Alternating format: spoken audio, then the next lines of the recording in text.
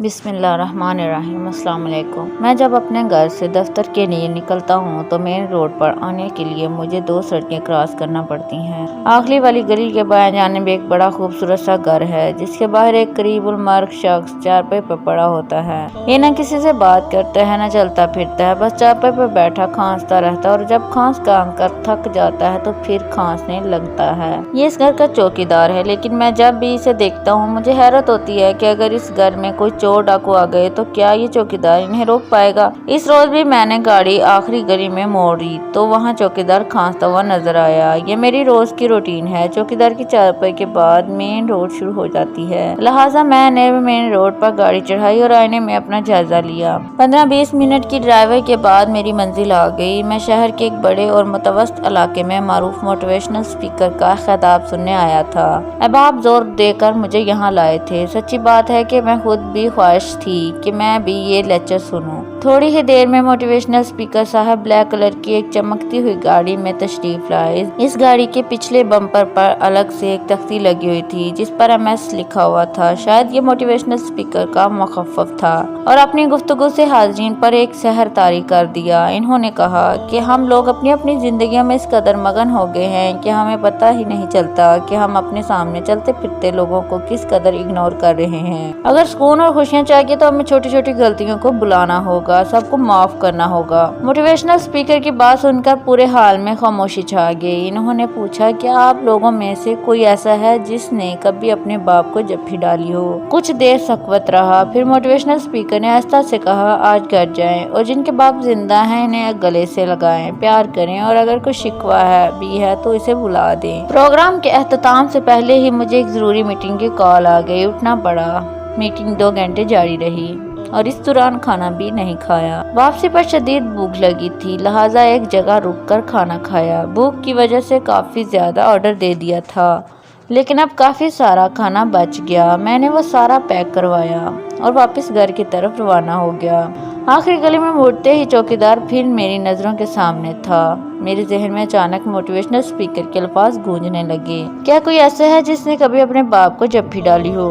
خیال آیا کہ یہ چوکیدار بھی تو کسی کا باپ ہوگا، پتہ نہیں اس کو کبھی اپنے بیٹے کی جپھی نصیب ہوئی یا نہیں۔ میں نے کسی خیال کے تحت گاڑی چوکیدار کے پاس روکی۔ پیک کروائے گئے کھانے کا شاپر اٹھا کر اس کے پاس آ گیا۔ سلام دعا کے بعد میں نے شاپر اس کی طرف بڑھاتے ہوئے نہایت احترام سے کہا کہ یہ بالکل تازہ کھانا ہے، آپ کھا لیجئے۔ اس کی آنکھوں میں ایک چمک سی ابھری اور پھر اس نے انتہائی تیزی سے شاپر جپٹ لیا۔ اس کا انداز بتا رہا تھا کہ شدید بھوک لگی ہے۔ پھر اس کے بعد میرا معمول بن گیا، میں کبھی کبھار کوئی نہ کوئی بچہ کچا برگر یا شاورما وغیرہ چوکیدار کے لیے لے جاتا۔ چونکہ اسے بولنے میں دقت ہوتی تھی لہٰذا ہمارے اکثر دعا سلام اشاروں کے نام میں ہونے جاتی۔ ایک دن میں نے دیکھا کہ اس کے سرہانے کوئی کتاب پڑی ہوئی ہے، وہ ایک ایک لفظ غور سے پڑھ رہا ہے۔ مجھے بہت اچھا لگا کہ ان پڑھ ہوتے ہوئے بھی اسے کتاب پڑھنے کا شوق ہے۔ میں نے گاڑی روکی، سلام لیا اور قریب جا کر دیکھا تو ہوش اڑ گئے، وہ دیوان غالب پڑھ رہا تھا۔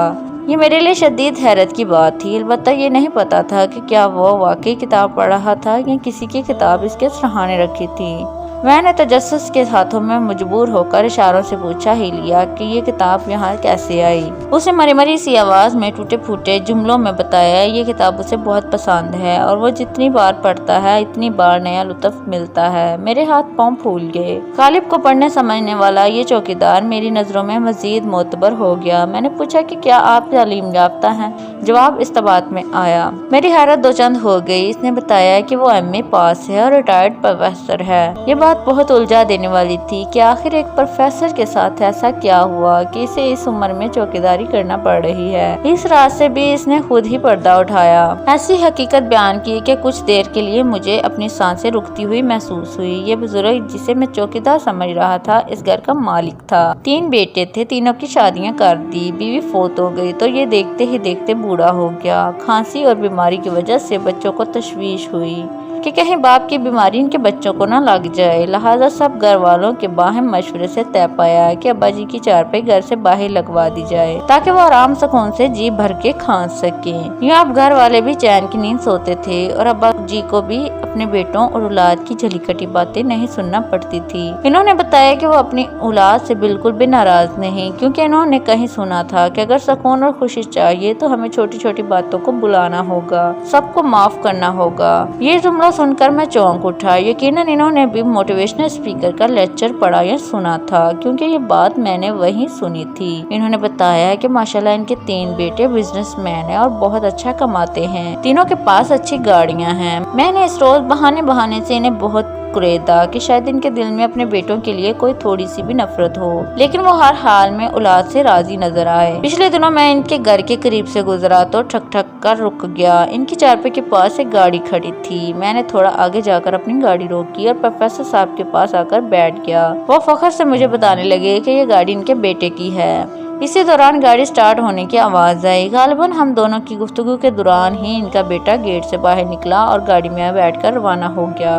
प्रोफेसर साहब ने बेटे की जाती हुई गाड़ी की तरफ देखा और बेख्तियार हाथ ही उठाकर बोले, खैर नल जाते खैर नला। मैंने चौंक कर गर्दन मोड़ी। गाड़ी काफी आगे जा चुकी थी, लेकिन इसके पिछले बम्पर पर MS के अल्फाज साफ नजर आ रहे थे, यानी कि मोटिवेशनल स्पीकर। ये वही मोटिवेशनल स्पीकर थे जो दूसरों को कह रहे थे कि अपने बाप को जाकर आज जफ्फी डालें। दुनिया और आखिरत में इंसान अपने माँ बाप की दुआओं से कामयाब होता है। हमें अपने माँ बाप की खिदमत करनी चाहिए और इनके बताए हुए रास्ते पर अमल करना चाहिए। हमें अच्छा इंसान बनने और एक दूसरे को नेकी का रास्ता दिखाने के लिए इस पर खुद अमल करना होगा। अपने माँ बाप को कभी भी दुख न दें और इनकी बद्दुआएं न लें। वैसे तो माँ बाप कभी भी अपने औलाद को बद्दुआ नहीं देते, लेकिन इंसान गलतियों का पुतला है। अगर हमसे कोई गलती हुई है तो हमें चाहिए कि अपने माँ बाप से माफी मांग ली, सारी बातें भुला दें। आजकल बहुत से ऐसे वाकयात हो रहे हैं कि हर किसी के घर में वालिदैन को घर से निकाला जा रहा है, जिन्होंने हमें पढ़ाया लिखाया कर इतना बड़ा किया, हमारी तरबियत की, हमें चलने के लायक बनाया, हमारी खातिर इतनी कुर्बानियां दी, रातों को माँ ने